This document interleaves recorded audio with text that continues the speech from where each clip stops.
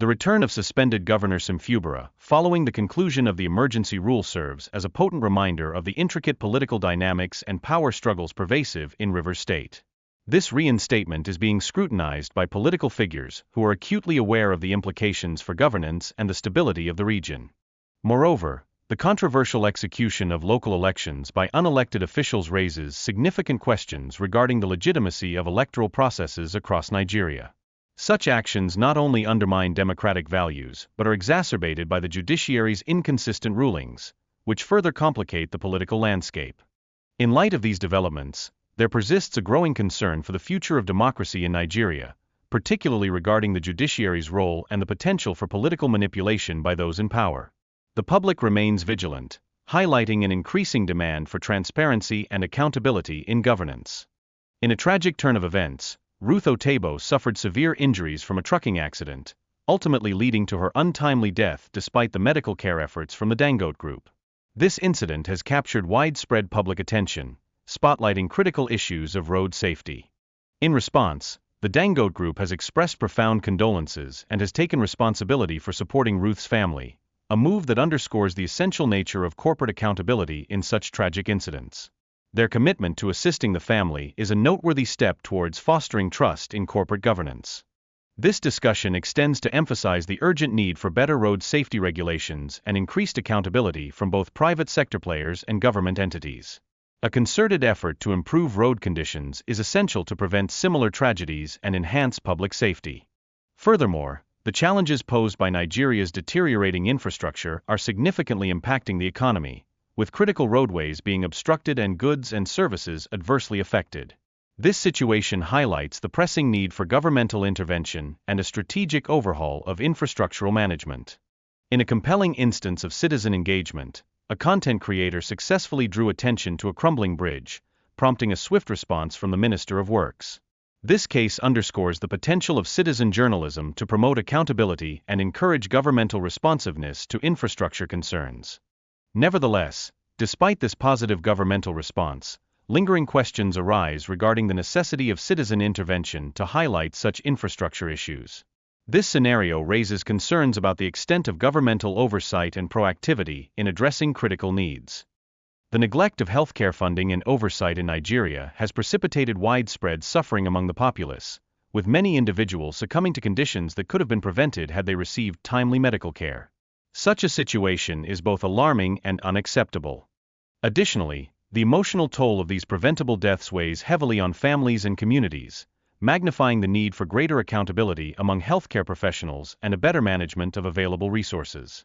A systemic approach is required to amend these deep-seated deficiencies. Maternal mortality rates in Nigeria present an alarming crisis, with the country contributing significantly to the global statistics. This dire reality signifies the urgent necessity for comprehensive health reforms that address both access and quality of care. Moreover, the role of insurance within the healthcare framework is critical, as it directly influences access to essential medical services, such as childbirth. This reality highlights systemic flaws and underscores the pressing need for thorough reform in healthcare practices. The discourse surrounding accountability among medical staff remains pivotal, with increasing calls for action against those who neglect their responsibilities. It reflects a broader need for enhanced oversight within the healthcare sector, which is inextricably linked to governance issues. Finally, this discussion also highlights the broader responsibilities of government officials in maintaining public infrastructure. The evident lack of proactive measures in addressing essential services, such as road safety and healthcare, calls into question the overall effectiveness of governance in Nigeria. Let's begin what's trending in Rivers State, where we're following reactions to the local government elections held over the weekend after casting his vote. Former governor of Rivers State and Minister of the Federal Capital Territory, Nyesom Wike, revealed that the emergency rule declared by President Bola Ahmed Tinubu will officially come to an end on September 18th. The announcement, which means suspended Governor Fubara will return to office, has already elicited reactions. Let's take a look at the video before we take some reactions. So we're very happy that this election has, at the end of the day, that have been conducted very peacefully and successfully. I do know that by 18th of September, that the state of emergency will expire, and then that will mean that the state governor and the state assembly will come back to their jobs, and they will have representatives at the grassroots level.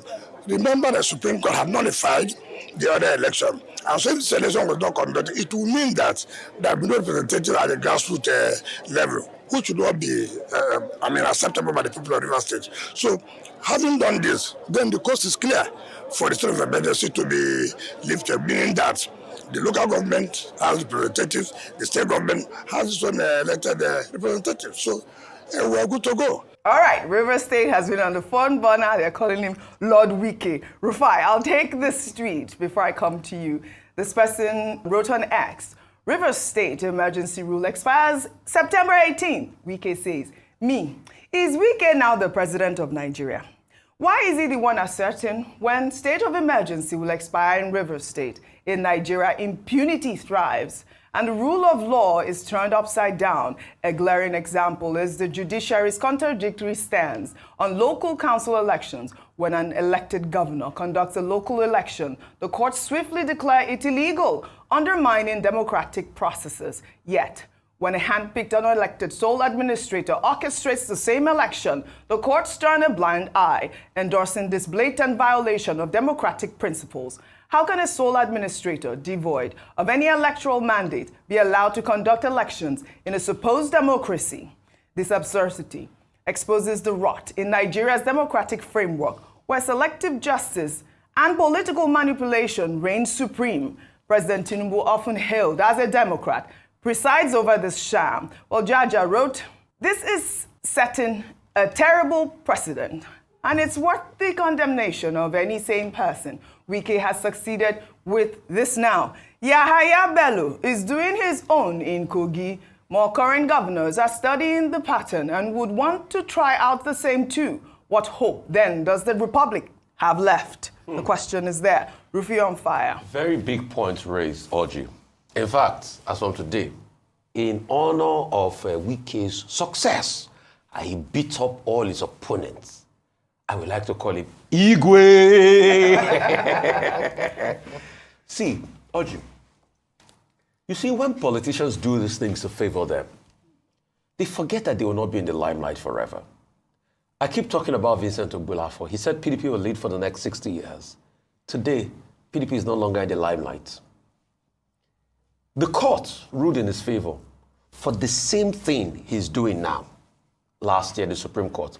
The same Supreme Court has been mute over the determination of the case of a state of emergency. You heard Sumner talk about many other cases as regards that. Then the next thing, they rush up to a result. And you are hearing Wike now determining for the federal government when the state of emergency will be over. Because everything was orchestrated. Like they said, in fact, it was to save Fubara because they wanted to impeach Fubara. Yes. Then they brought out a result.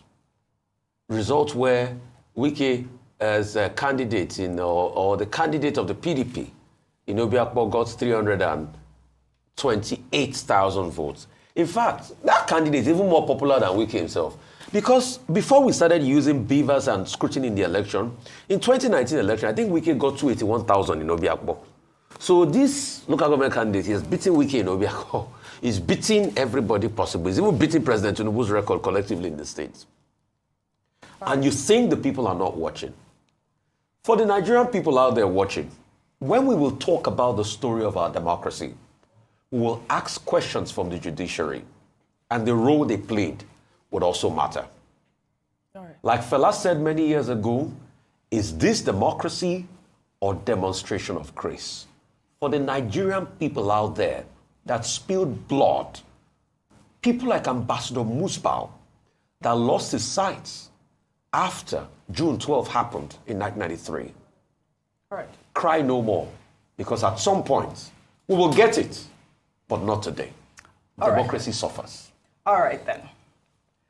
Well, let's now take a moment to look at a heartbreaking story. Phyna, the winner of Big Brother Naija Season 7, has announced the death of her sister, Ruth Otagbo, who passed away following a trucking accident. The incident occurred on August 14th near Auchi Polytechnic in Edo State, leaving Ruth with severe injuries, including an amputated leg and other head and hand injuries. The Dangote Group, whose truck was involved in the accident, had previously pledged to provide comprehensive medical care and compensation to support her recovery. Despite the company's pledge, Phyna confirmed her sister's death through a legal document she posted on Instagram. On Sunday, August 31st, the family has requested privacy to grieve and stated that funeral arrangements will be communicated to the public later. The Dangote Group has released a statement, and it reads, "We are deeply saddened by the passing of Ruth Otagbo, who was injured in the recent road incident involving one of our trucks in Auchi, Edo State. On behalf of the entire Dangote Group, we extend our heartfelt condolences to her and her family, friends, and loved ones at this difficult time. Since the accident, our officials and insurance partners have been by her side, covering all financial and medical costs and supporting her family.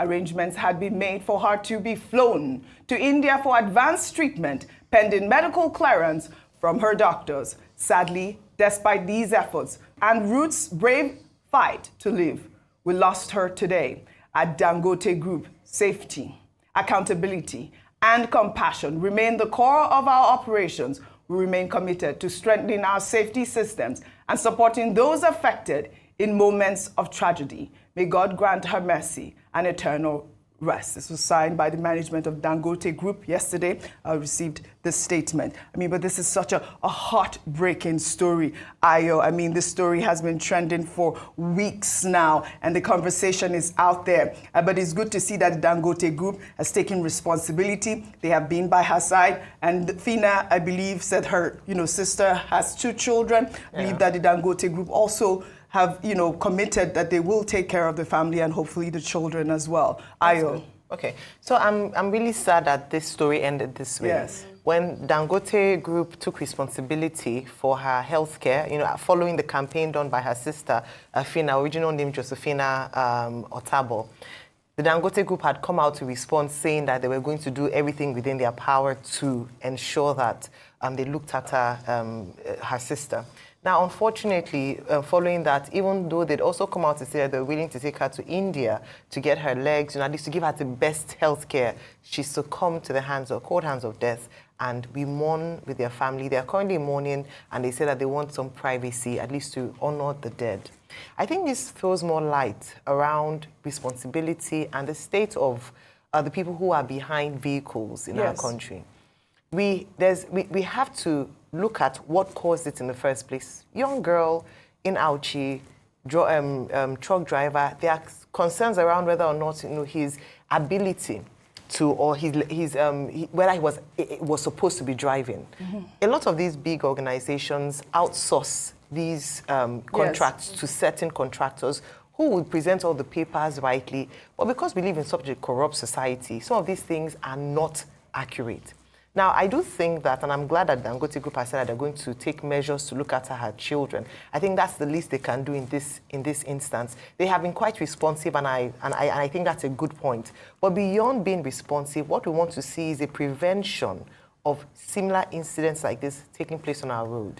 It's not just the private organizations that have to take responsibility. I dare say the government has to take responsibility. The state of our road is nothing to write home about. Yes. We've often talked about regulation around trucks and vehicles, what time they're supposed to be on the road, affecting road regulations, speed limits, the roadworthiness of our vehicles. The funny thing, they disturb private car owners who have their cars in order. But these other truck drivers, some of them intoxicated, they don't regulate them. This is it. So these are some of the things that we want to see as a legacy to the wonderful Miss Otagbo. May her soul rest in peace. Absolutely. And comfort for her family as well. Well said, Ayo. Really, really sad incident. May her soul rest in peace. And, speaking about the state of the roads in Nigeria, we'll take another story highlighting a video trending on social media showing the deplorable state of a section of the Lagos-Benin Expressway. The video was originally posted by content creator Kinosi on TikTok. In the video, the content creator was speaking directly to the Minister of Works, Dave Umahi. He questioned why the federal government is spending trillions of naira on the new Lagos-Calabar Expressway when vital existing roads are in such disrepair. Well, let's take a look at the video before we come back for a discussion. Currently, I'm standing on Benin Lagos Expressway. And where we are now is Isoko Camp. This is a bridge, a very short bridge. And this message is to the Minister of Works, Dave Umahi, the one that is building a road from Lagos-Calabar Highway, the road to nowhere. This place is currently shut down. This truck fell here and there's no way. Look at this place. Vehicles are blocked. Look this way, they look at. Everywhere pack up. Now come see.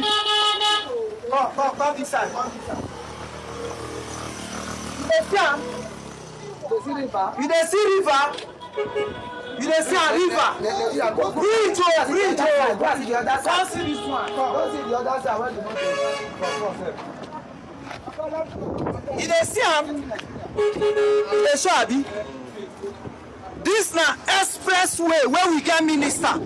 This is the kind of road, Lagos Benin Expressway. Yet our minister dey do Lagos, where they call it, Calabar Highway. The road to nonsense. If you know the number of trailers where they here now trapped, which means the economy of Nigeria is affected. Because the number of goods and services that they have been shut down. So this vehicle is even lucky. Is they lucky say it not even fall inside the water?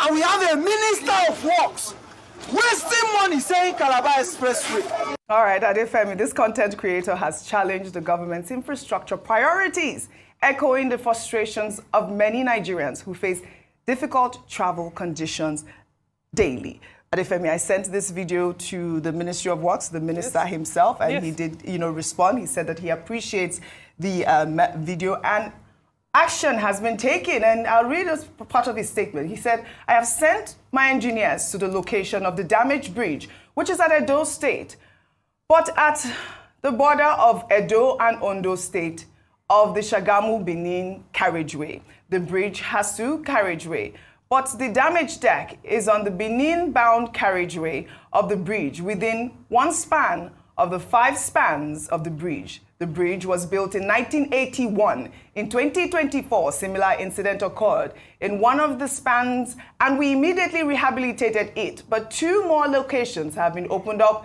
in 2 different sections. The bridge deck is aging, and this incident happened only on August 29, 2025. We have directed immediate rehabilitation of the yielded sections of the bridge from September 1st, 2025, and this will last for a maximum of 45 days to allow concrete to mature.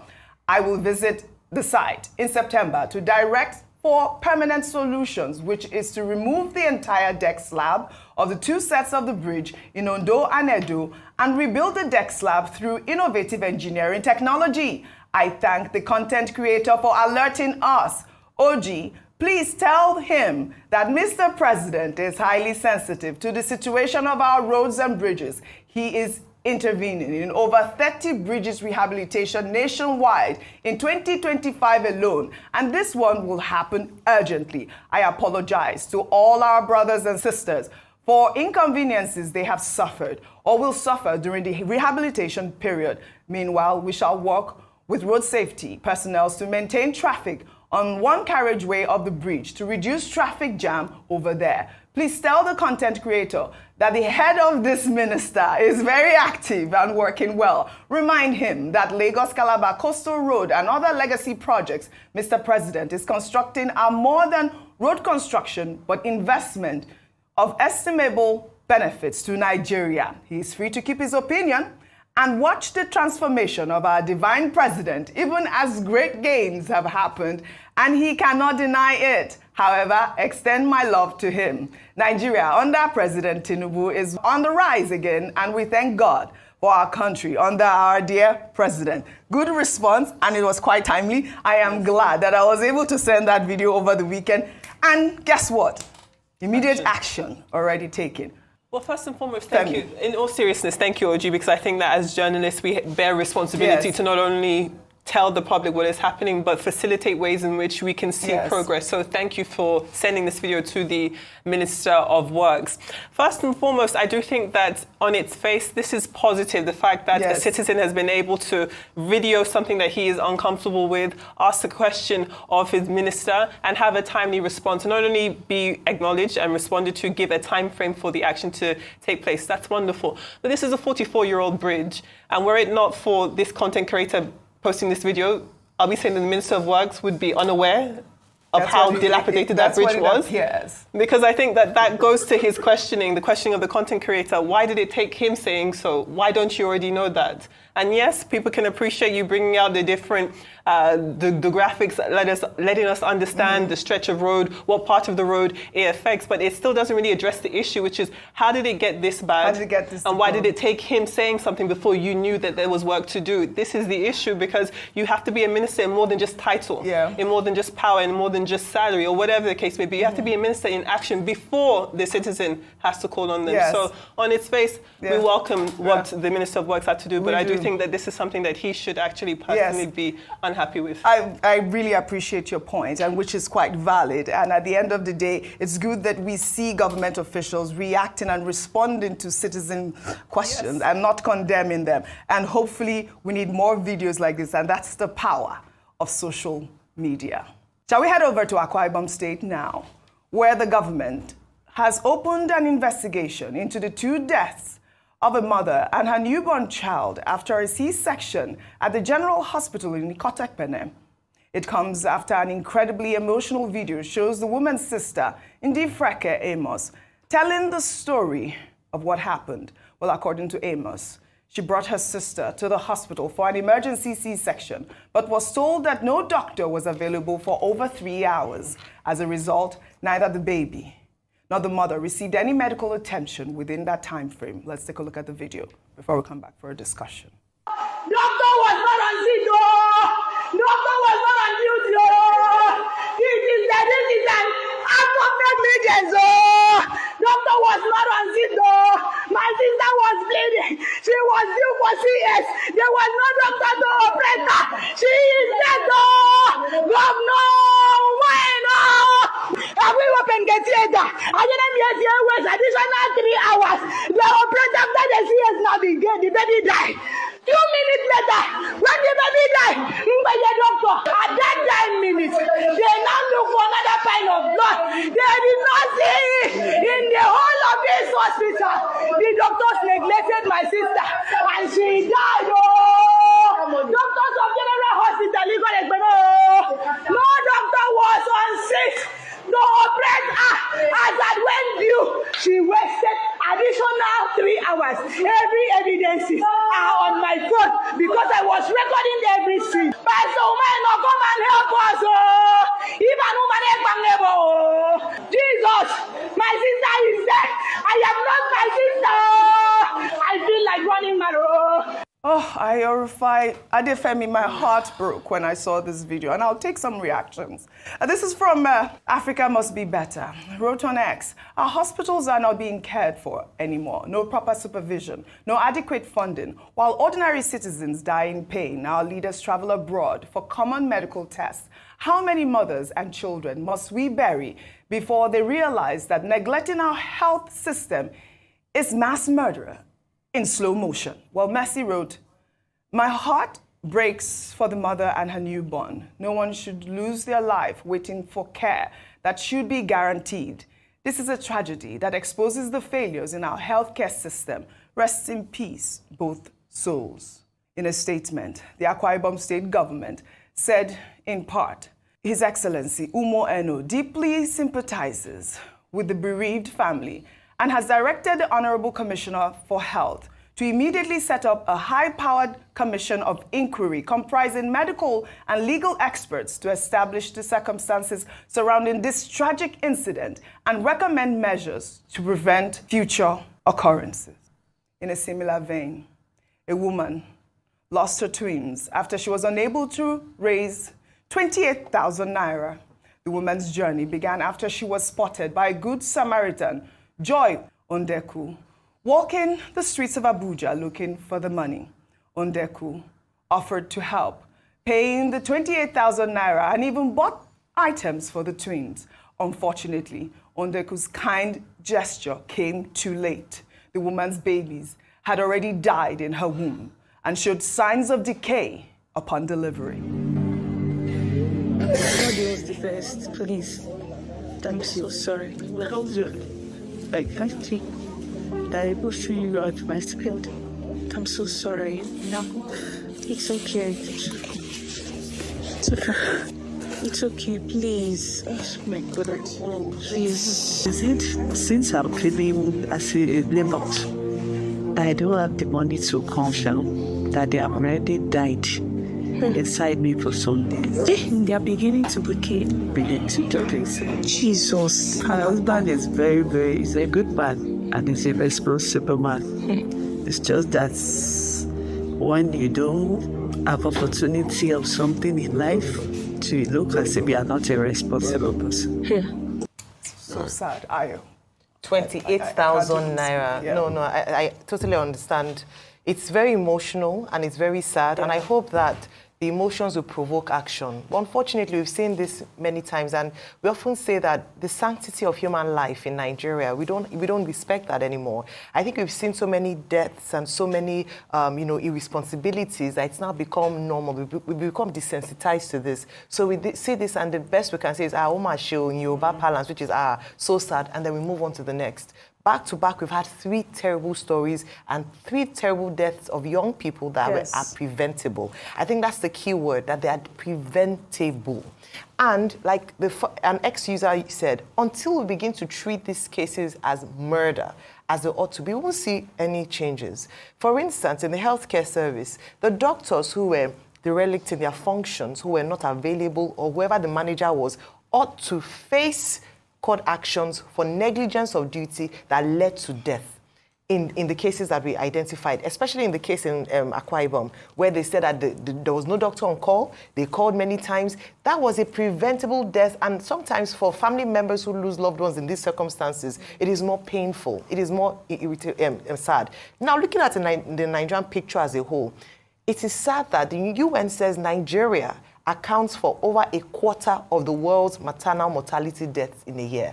In fact, Nigeria has the highest number of maternal mortality deaths around the world. 1 in 100 cases of maternal mortality happens in Nigeria. We are killing our future. We are killing our women. We are killing the very fabric of who we are as a people in terms of our family. There are lots of things that can be done, and we've said it. Last week we talked about let's call a state of emergency on the economy, on education, even on health. Let us call a state of emergency on the nation as a whole, because even in politics we see that a state of emergency has to be called. Food security, we need to call a state of emergency. The Minister of Health is doing a lot. In fact, last year he launched the Maternal Mortality Reduction Innovation Initiative, November of 2024, and in response to the high rate of deaths that are preventable, particularly maternal mortality deaths. But we can see that it hasn't yet affected, the effect of it hasn't been felt. I'm glad that we're taking action towards this, but I believe that if we're not careful, the state of our healthcare will be comatose. We will continue losing people because of money, poverty levels, and because of the responsibility of people who are supposed to manage the healthcare of our nation. It's very sad. I mourn with those who have lost their loved ones, and I thank all those who, in their magnanimity, have given money out of their private funds to look after people. It's a sad story to be a woman in Nigeria, and you go into the labor room praying because anything can happen. This is not the case in other parts of the world. We've normalized bad things, and we need to fix it. This is good. Thanks for sharing that, Rufai. So the question is, why will a woman even look for 28,000 to get into hospital if we have a system where we have insurance, where people can, whatever means, buy insurance over a period of time and should be able to cover childbirth? So that's where you see that we have a dysfunctional medical system. As long as you still have out-of-pocket payment where you can still put money out and you don't have insurance, then nothing will work. Insurance for the poorest of the poor. The state governor that is now saying he's sad about what happened on high-power delegation, are they telling us that till today they don't know the names of the doctors that are supposed to be on duty and they should be called out and shamed? And at this point in time, NMA should be thinking of sanctions against those doctors? Yeah, they said they will investigate. So hopefully after the investigation, we'll bring it up. See. Every hospital has a chief medical officer or a director. Every ward shift has a roster. Yes. There are doctors on that roster. Absolutely. By today, we should be hearing that actions had been taken. And it also goes to Umahi that wants us to celebrate him that he did road that people complained about. Okay, let's stop this. Let's stop disturbing ourselves with all these things our leaders want us to do. A road has been built since then. Didn't Umahi deem it fit to carry an assessment on the state of most of the roads in this country? So is it TikTok content creator that should be telling him that a road has gotten so bad that you can see the water underneath? And a truck, so it took a truck to fall there before Mr. Umahi understands. And so when you sent him a video, he quickly went to do it so that he will have a reporter say, I've done the road, and so that we should say, Minister Umahi, let me clap for you. All right. All right. I mean, it's become a joke in this country. I think Adefemi has hit the nail on the head in that regard. And like I said, it's good that we encourage our government officials to respond in the manner in which the Minister of Works has done. We should not Shall we take do their job for them. These are the basic assessments. But this happens everywhere in the world. Nobody's making any excuses. Hang on a minute. People are supposed to carry out assessment of the integrity of roads and be one step ahead of the game. Absolutely. After a TikTok presenter reviewed this about a week ago, you're not just going to do the road. Yes, thank you for responding. Yes. But should we be the one to remind you? These are bridges that you should make assessment of. And now you sent it. Okay, we've taken your part. We should clap for you, Abi, that you've done well.